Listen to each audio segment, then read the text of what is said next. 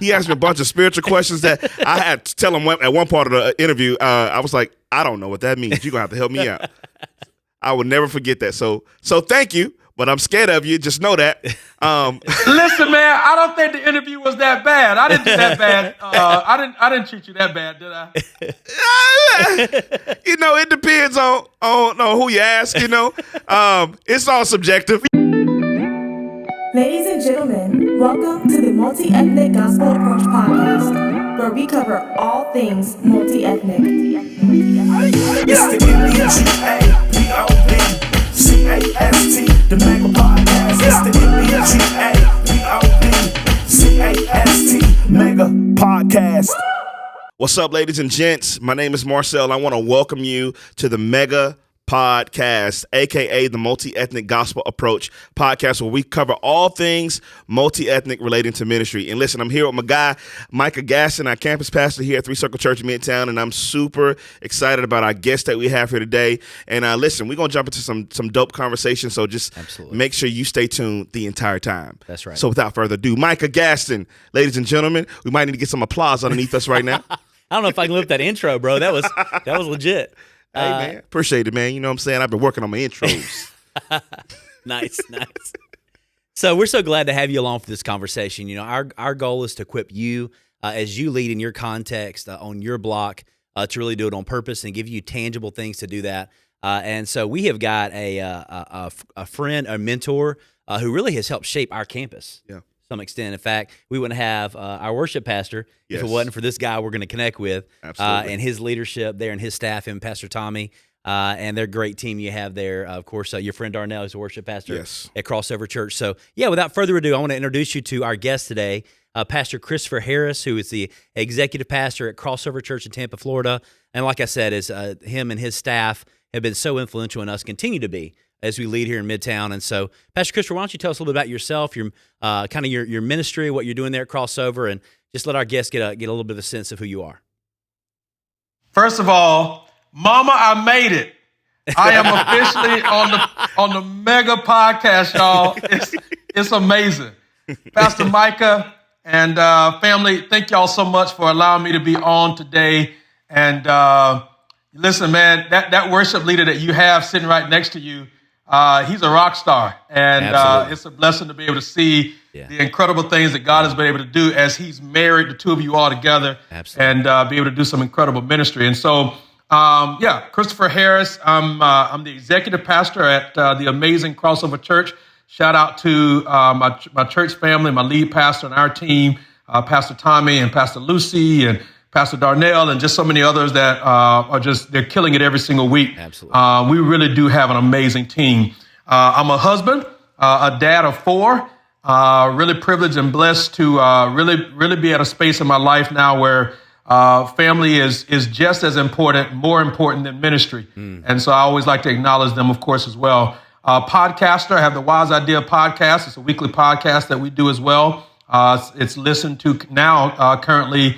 We're over 150 episodes. Someone, I can't remember the exact number now, but over 150 episodes, 25 countries every week. And so it's just really a blessing, man. Yeah, man.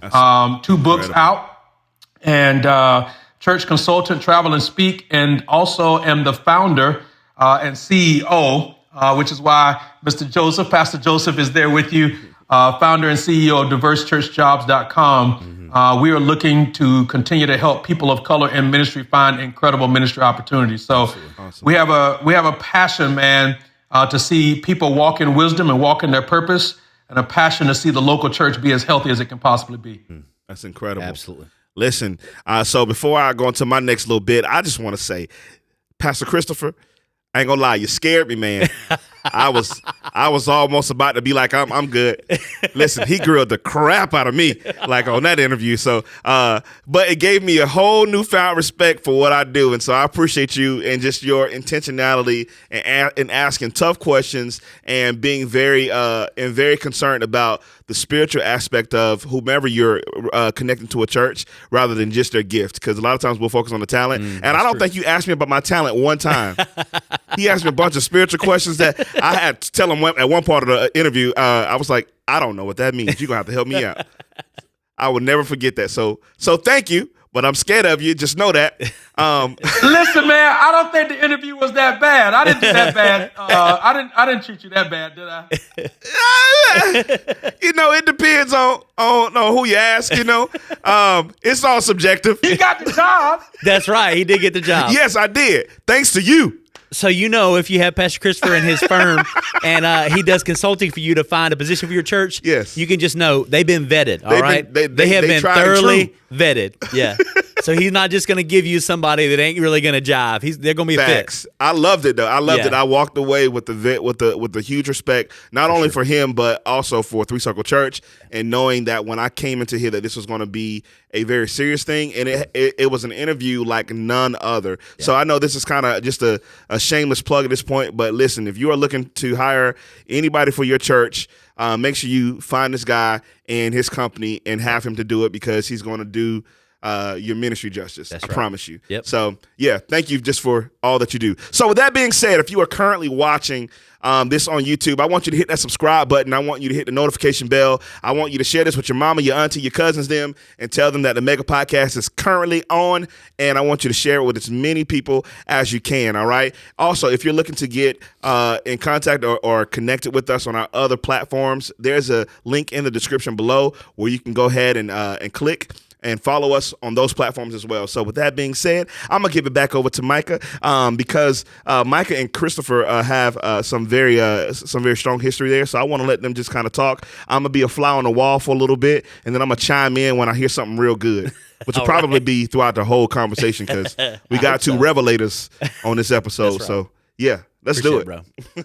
So Pastor Christopher, I know that you are a systems guy, and I know you've written a book about systems, particularly in the multi-ethnic and multi-class church. So tell us a little bit about, how that came to be, in the sense, I know you bring this out to a larger extent in the book, but just how, being a pastor, establishing systems in a multi-class and multi-ethnic space in a church has some different components to it, different approaches to it. So unpack that for us a little bit, and just some things that pastors, church planners need to know when they're leading in those contexts. Yeah, thank you again, Pastor Micah, for allowing me to be on. Let me just very quickly, as I answer that question primarily, let me just very quickly say this: that I am a nerd. I read a lot. I study a lot. I try to be a boundary spanner and see what's out there, see who's writing, who's speaking, who the voices are, who the influences are in various spaces. Absolutely. Very unapologetically spent quite a bit of time every week in bookstores, right? And prior to them closing down, Cokesbury and Lifeway and Family Christian, those are main Christian bookstores that all of us probably remember. And by and large, Pastor Micah, if you were to walk into any of those Christian bookstores and you were to go to the church administration section, by and large, any books that were in those sections that were around church strategy or church administration were particularly written for predominantly a white church context. And there are some unique nuances to leading a multi-ethnic church or a church of color or an urban church. And you have to put all of those disclaimers on it, because each one of those terms or that terminology means something in different places, right? Sure. The word urban in one place will mean something totally different than it may mean in another place. The word multi-ethnic may mean one thing in one place and it means something totally different. And so we have to put all those qualifiers, because we're not monolithic, and you have to put all those qualifiers there. And so I recognized, as a bona fide, unapologetic nerd, probably as early as 2003, 2004, I started a ministry full time in 1999.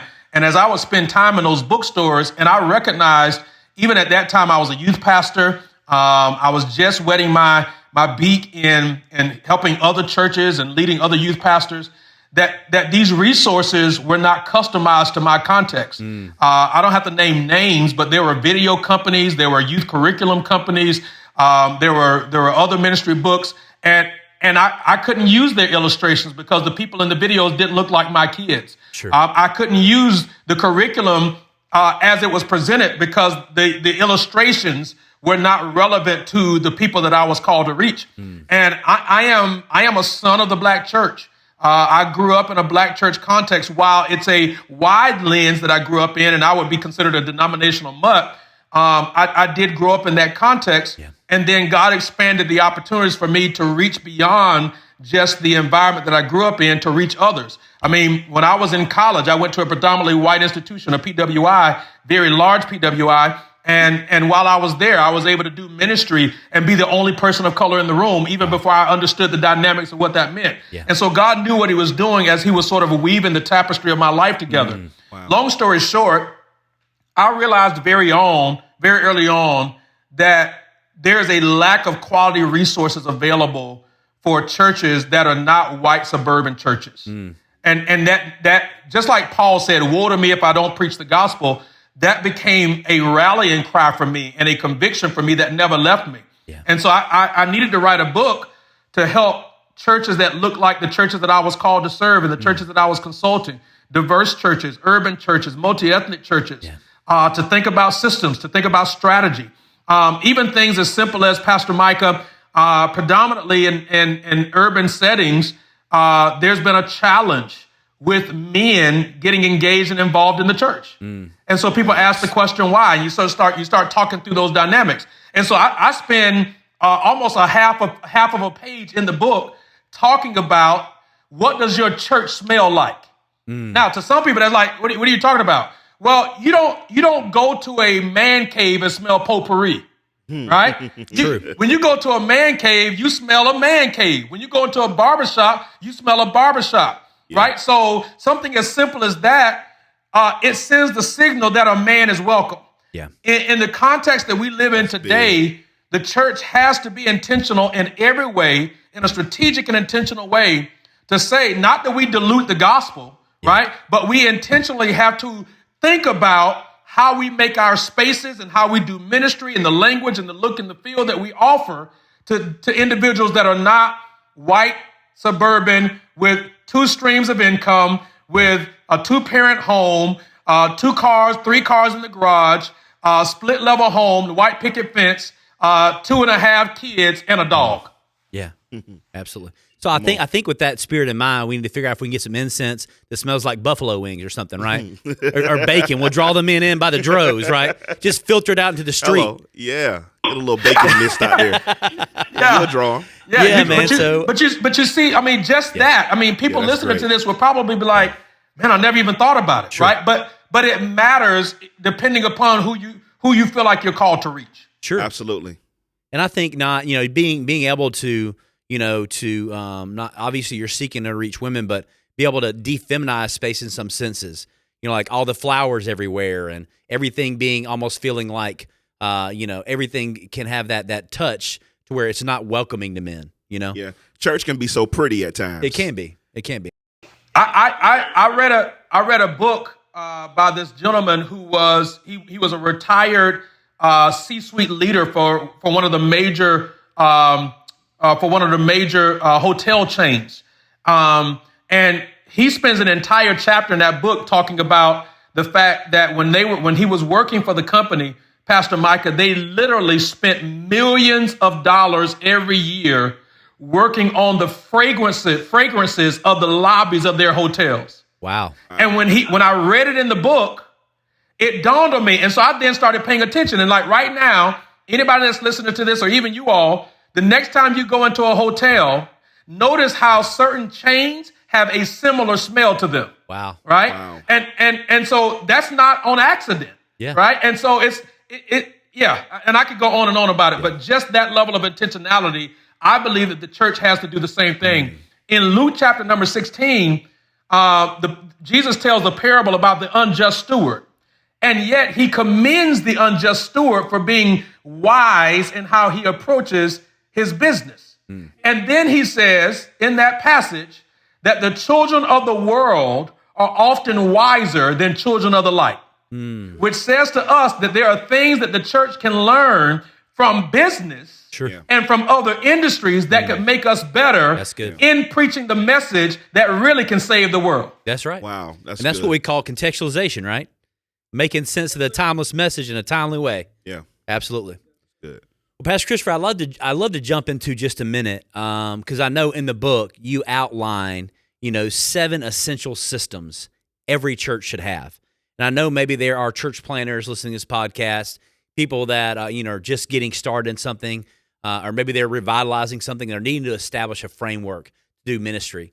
Could you give us those 7 systems and maybe unpack a little bit about their significance and why we have to have this framework to do faithful and really successful in some ways to grow a church, which means reaching people. Why they're so important. Yeah, absolutely. And let me say, as I answer those questions about the 7 systems, it's important for everybody to know that everything that God does, he does on a system and on a rhythm. Sure. Every single thing that God does, he does on a system and he does on a rhythm. When you think about creation, right, it's all in a system and it's on a rhythm. That's why we call it the solar system, right? That's right. That's why you have multiple systems that make up the human body. Even the timetable that it operates on. If your heart skips a beat out of the system that it's supposed to beat in, there's going to be issues, right? That's right. If you miss a rhythm in terms of your breathing, there's going to be issues, right? And so everything that God does, he does on a system and he does on a rhythm. And so it's important for us to think about this in the context that he does the same thing when he created the organism known as the church, that he wanted there to be systems that help to govern the church. And a system is simply a set of practices that make up a whole that work together to move the organization forward. Absolutely. And so you have your strategic system. Your strategic system is basically your system that helps to make sure everything else, all the other cogs, are working together. You have your stewardship system. Your stewardship system is essentially how do we create generous-minded people in our church? And it looks at how we develop givers, how we grow givers, how we help people understand about stewardship and finances of not just their money, but also their talent and their treasure. Absolutely. We have the weekend system, which is essentially all of the different pieces that help make your weekend or your weekday services work together. And I say weekend or weekday because obviously the pandemic has forced us to pivot and to change how we do things. Traditionally, all churches had to worry about was Sunday, but now you may have a midweek service or a Thursday night service or a Tuesday night service, which, by the way, parenthetically, I would encourage pastors really think about your target audience, because I believe in the future for everybody, church may not be Sunday anymore. Yeah. For some people, some churches, their Sunday is not going to be Tuesday night, right? Yeah. Or Tuesday at noon. Yeah. And so you got to really identify who your target audience is. So that weekend system helps to make all of that work together. For many cases, it's preparing the wide on-ramp for new people to your church. That's you have your evangelism system. Your evangelism system is how do we as a church, not just individuals, but how do we as a church intentionally share the gospel? And how do we share that gospel with unbelievers? And I say that intentionally that way because oftentimes, Pastor Micah, Pastor Joseph, we do a lot of member swapping. We don't do a lot of evangelism. Preach, come on, right? Sir. Yeah, absolutely. Yeah. That's right. I said, come on, sir. That's right. Yeah, we do a lot of member swapping. We don't do a lot of new growth. And so it's important for the church to have an intentional effort around how we actually share the gospel. And that is a little bit different than your outreach system, which I actually, after I wrote the book, realized that there's some additional systems that I would add to that. The outreach system is one of those, that you need to have an intentional process and strategy and plan around how your church does outreach. I think one of the other systems is leadership system. How do we intentionally develop leaders as a part of our church? What is our process? What is our mechanism? Who's responsible for that? Et cetera, et cetera. We have the ministry system, which is how do we intentionally help people get engaged in the life of the church or to help do ministry within the 4 walls of the church, helping to make ministry happen. And then finally, you have your assimilation system. And I have had, as of late, some reservations about that term assimilation, but for the sake of our discussion, I'll continue to use it. The assimilation system is how do we take a first-time guest or a first-time visitor and move them through a process where they become an active, vibrant member or contributor or partner into the life of our church. Let me add, again, there's some other systems that I feel like that the church needs to have in place. Sure. And I mentioned the outreach. I believe that justice, every church needs a justice system. And that is, how do we lean in and speak to the issues of justice that are relevant for our local community. I don't believe that every church needs to overwhelm themselves by trying to speak to every national or global issue, although there are some that you can. Yeah. But I absolutely believe that if the church is going to be relevant in your local community, there are local issues that your church needs to be a part of. Absolutely. Yeah. Yeah. So good. So, I know you could, again, Pastor Christopher, you can go to his website. Pastor Christopher, what is that? Your website? So I have 3 different websites. So my personal website is ChristopherJHarris.com, ChristopherJHarris.com.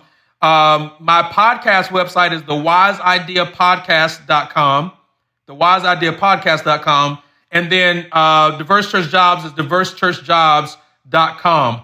You can go to Christopher J. Harris and get to all of those, but just for the sake of documentation, those are the 3 main websites. And I'm on social media on any platform at CJ Harris ONE. That's my social media handle on every platform. Hey, and I'm on Pinterest too. Nice. Hey. And the reason why I mention that is I'd encourage you to go get the book because obviously, we're just doing a 30-minute or so podcast. And so if you really wanted to weigh into these things, he's got great content there for how you would apply this and be able to really go down into the minutia of it and apply it in your context. Right. But let's say, Pastor Christopher, that you were sitting down with a church planner and he's needing to establish and get some of these systems up and running. What are some best practices and dangers to avoid in some of these systems that are maybe your top 3 or 4 of those saying, hey, maybe you're going to just get started with some of these things, but here's some things to keep in mind as you establish systems as you plant. Yeah, that's a great question. I think in a very practical way, and we want to definitely offer some tangible tools for people to walk away with. I honestly believe that one of the most important questions before you get into the systems even is answering the question, who are we and who are we called to reach? I think if a church cannot and does not answer that question, quite candidly, they're going to be all over the place. Yeah. There are enough voices, there are enough resources, there are enough coaching networks, there are enough paid opportunities, there are enough conferences, virtual conferences, et cetera, for you to literally spend almost your whole budget trying to answer these questions. Wow. And the truth of the matter is everybody wants just the formula. Just give me the formula and I'm going to run with it. And that's really not how ministry works, right? Sure. I think even as a result of this pandemic, any coach or consultant that tells you that they've got the end-all be-all solution for you, just drop this in and you'll be good. Yeah. I think that's a little misleading, right? Absolutely. Because I think if you as a pastor or a planter or a leader in ministry, if you don't clearly know who you are as a church and who you're called to reach, then none of this is going to matter, because if you don't answer those 2 questions first, then you're going to be in trouble. I've said, Pastor Micah and Pastor Marcel, I've said to multiple pastors before, and they don't necessarily like to hear this, your church is called to share the gospel with everybody, but you're not called to reach everybody. And you got to be clear about who you're called to reach and who you're not called to reach. Yeah. Because if you're trying to reach everybody, you're not really going to effectively reach the people you're actually called to reach. Absolutely. That's good. Absolutely. That's good. Yeah. So that's so heavy because, and from a marketing sense, like we have a target market, like most businesses have a target market. All successful businesses have a target market that they're going after. And a lot of times, when we're talking church, we like to stay away from business terms. But essentially, like you have people that you're assigned to, that your context and what you offer in your gatherings are going to be palatable for, for the way that they like to receive or whatever have you. And then it's going to be some people that are not going to like to receive, no matter how creative and how progressive your church is. There's some people who are just not going to prefer that. Yeah. And so we have to understand the people that we're going to reach and the people that we're called to reach, as you said. And I like to say it like this, like you got to understand who you're assigned to and who you're not assigned to. It's so everybody, you want to give them, a aspect of Jesus Christ, introduce them to him or remind them that he exists, he's there for them and all that stuff. But some people, even individuals, like you're just not called to them. They're just in the passing, if you will. Sure. And so I don't want to say in a way because that's a little harsh, but You get what I'm saying? Like they're just in the passing as you're going about ministry, and that's okay. And I think that once we understand the difference, that'll allow us to become much more healthier in how we do ministry and making sure that we're reaching the people that God has called us to. Yeah. Yeah, and what's amazing about that too is having a target audience for your church doesn't mean that you don't make space for other gifts in your church. Sure, absolutely. But how those gifts and those anointings and the grace that are on individuals' lives, it adjusts to what the mantle is or the calling is for that particular location or that particular church. Absolutely. For example, and I know that you guys either have had or will have my pastor on this platform as well. Absolutely. My pastor, because of his background, because of his DNA, because of the uniqueness that God has called him to do, he's a pioneer in Christian hip hop. Absolutely. God has given him a special grace around music and the arts and things like that, right? And I'm a former musician. I used to play drums. I used to be a drum major. I played saxophone, all of those Nice. things. I didn't know that. Awesome. But I can't rap. Yeah. Right? I can't rap. As a matter of fact, most rap music, I have no clue what they're saying. But that doesn't mean that I can't serve effectively at the church where I'm called to serve. Absolutely. Right? Yeah. My pastor is an extrovert. He's going to carry business cards into the gym. He wants to talk to people in the gym and tell them about the church and things of that nature, right? He has a huge heart for the disenfranchised to the church and things of that nature. And so we have a very strong outreach arm of our church. Yeah. I, on the other hand, have a conviction around discipleship. Yeah. I want to help mature people once they've said yes. Absolutely. Right? Once they've made a commitment to Christ. Yeah. And so as long as your church makes room for the different gifts in the body of Christ, That's right. then those gifts should be able to operate in a clear way as long as your church knows who you are and who you're called to reach and serve. Come on. And part of that just demonstrates an understanding. All right, guys. Sorry about that. We had some technical difficulties, but we're back. We're back. Your boy forgot to plug in his computer. And so because of that, we lost power. But, we still got Jesus, and we still got Pastor Christopher Harris with us. There we go. And so we were leaning into just the understanding of the terminology, target audience in a church perspective. And then Pastor Christopher was talking about how him and Pastor Tommy there at Crossover Church in Tampa, how they have different strengths and how they all work together and creating room for both of those gifts and all of those gifts to work together in one church, in one context, and just in different ways, and being able to lean into that and embrace it. So, Pastor Christopher, I want to just unleash you to finish kind of, just laying out that point and just kind of the thought that you were already in. Yeah, which is really easy, and that is, the challenge, the encouragement to all in ministry is to have what I call the triple threat, and that is you don't need just IQ, right? But you need high EQ and high SQ, Yeah. right? And so anybody can read books, get degrees, and be smart. That's the truth of the matter, right? Like getting degrees and certifications is only a matter of focus, commitment, time, and money. Sure. So anybody can do that, Yes, okay? sir. But not everybody is growing in terms of emotional intelligence, and that also means self-leadership, right? Yeah, John absolutely. Maxwell, of course, the head honcho of all things leadership, talks about that the most important person that you'll ever lead is yourself. Yeah. And so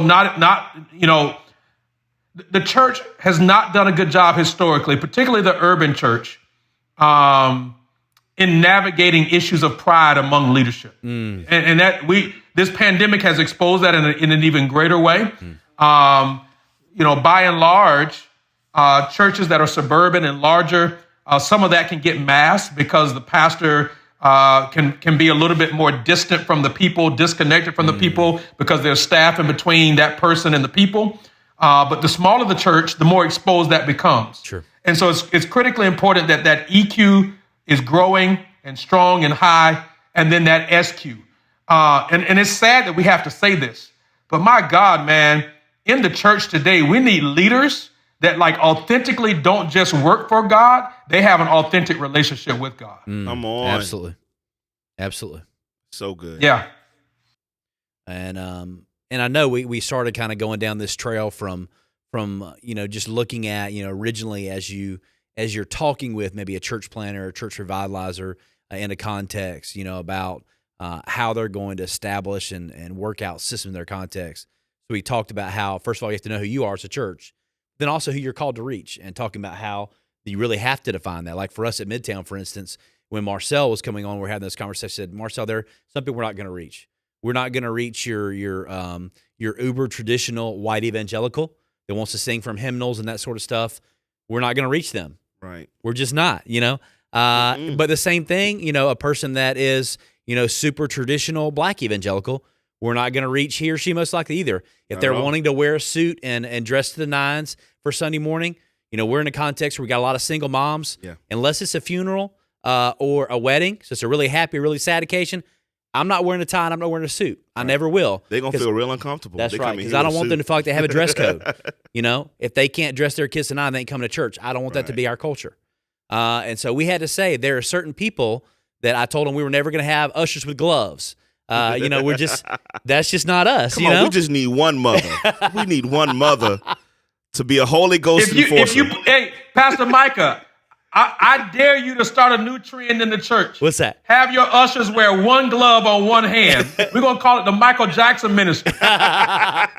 Hey, as long as they don't feel like they have to pair a dance with it, I'm okay with that. As long as they feel like to dance like the aisle to escort people to their seats, I'm fine with that. That's gonna be our hee team. They're gonna moonwalk people to their seats. Right. hey, that actually probably we could start a trend on that. That go viral. Man, you probably right. Man, they do moonwalk down there in Midtown. Right. Moonwalk Midtown. That's it. That'd be our new vision statement right there. So horrible, man. Church is out of this world. Yeah. We did a moonwalk. But it's crazy how many people are stuck, on those nuances of tradition and just religiosity. And it's just because of what we're trying to do in this multi-ethnic context and the light that we're trying to be in our community, that just doesn't work for what we do and for what God has called us to do. And so, honestly, if that's all you're looking to reach, that may be perfect for you. But I mean, we're in 2021, so I'm just going to say what I'm going to say, and don't throw no stones at me, please. But, some things need to change in Jesus' name. Yeah. So I'm just going to leave that right there. Pastor Marcel, let me just say this too, parenthetically, really quickly, and I know our time is getting away from us.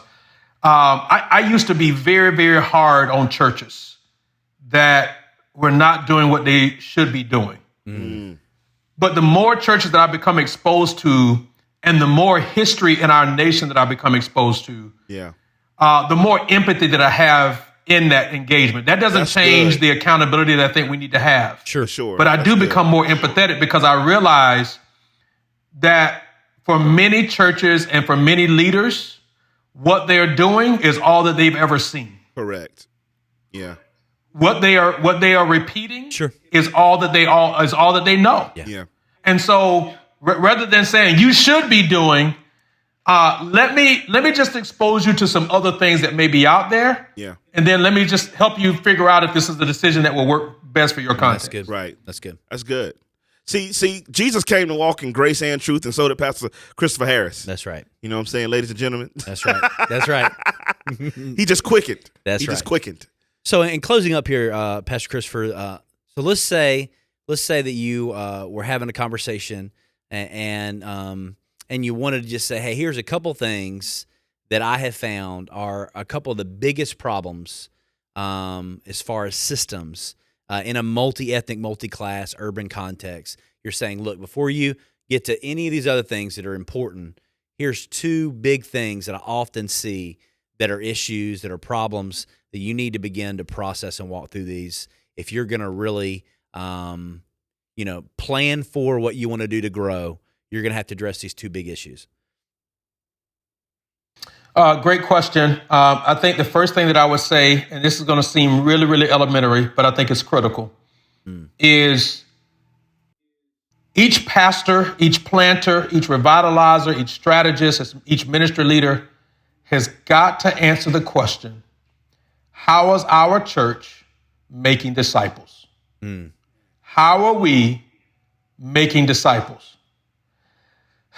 when we look back over this pandemic and we see the churches that are doing well or that have been sustained, some are ahead of the curve and absolutely knocking it out of the park, but at least those that are doing relatively well, I believe that there's an element that you will be able to find when the research comes out that prior to the pandemic, those churches prioritized discipleship. Now, in evangelical cultural context, for many, that's going to automatically mean, they had great, strong groups. That's not what I'm saying. Because in some multi-ethnic urban environments, small groups may not work. Come on. Now that is profanity to some people. What do you mean small groups don't work? Well, I talk about it in the book. Yeah. I talk about why some cases it may not work.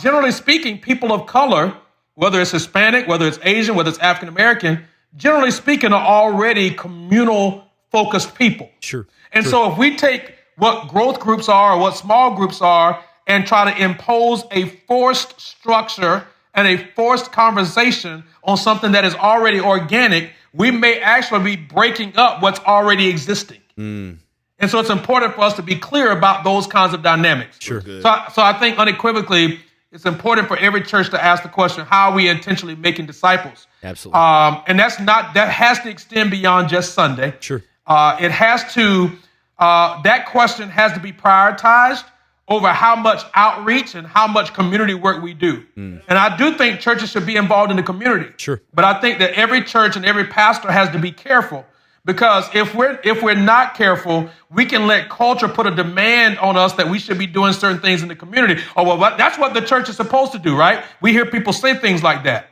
But we don't hear them say when we're preaching the gospel, oh, well, that's what the church is supposed to do as well, because they don't want to hear the conviction. They want to hear the holiness and the call for righteousness, right? Come on, man. And if we're not careful, we will miss the reality that the church is the only institution that God created to actually share, spread the gospel, and make disciples. Absolutely. There's all kinds of service-focused and outreach organizations in your community. Yeah. You can name 30 of them right now. Sure. And we should partner with them, and we should help. Yeah. But we should never do that at the sake of helping to make disciples. So that's the first thing. I think the second thing that I would offer, and I'll stop after this, is the critical need to actually build leaders. And I say that even with acknowledging that right now at the time of this recording, we are still trying to figure it out ourselves. Yeah. We are still tinkering with the system, and we've tried, 3 or 4 or 5 different things. They worked for a short period of time and then they fell apart. Right. And so we're experimenting and we're doing pilot programs and we're reading this and reading that and spending lots of time strategizing. Yeah. But here's what I do recognize. Building people as leaders means building people. That's right. So it's not just that I'm trying to give them leadership principles. Absolutely. I've got to learn how to build those people. And as I build them, then they eventually become leaders. That's good, man. And I'll stop there. That's so good. Absolutely. That's awesome, man. That's awesome. I'm gonna tell you, like I told Micah, you're walking heavy, Doc. You're walking heavy. Hey, man, that's worth our whole conversation there, right? He understood. He understood. I told him in a black church when a preacher's on a heavy topic, like, hey, Doc, you're walking heavy now. You're walking. See, he got the hand. He got the hand ready. In the black church context, Pastor Micah, the better you're talking, the uglier the people's faces are in the seats. Come on now. Yes, sir. So if you got a strong grimace going on, you're doing what you need to do, right? All right. Absolutely. Oh, man. Pastor Christopher, thank you so much for joining us. Thank you. It's been awesome. It's been an incredible time, an incredible conversation. So, man, you are a gem. You are a gem. We appreciate you. So thank you for being you. Hey, if you're tuning in right now, you're still with us. Thank you so much for being here and staying connected with us even through all of our technical issues. Again, we apologize for that. However, it has been a phenomenal time, and we want you to share this video. We want you to like it. We want you to subscribe and as well hit that notification bell. And if you want to listen to the podcast, just the audio versions, we have a link in the description where you can follow us on all of our podcast platforms so that way you can stay connected with us on the go or rather you're at home chilling. All right. So share it with people. Tell people that Mega Podcast is in full effect. and go have a mega-tastic week. That's right. That's right. Yep. Awesome. We out.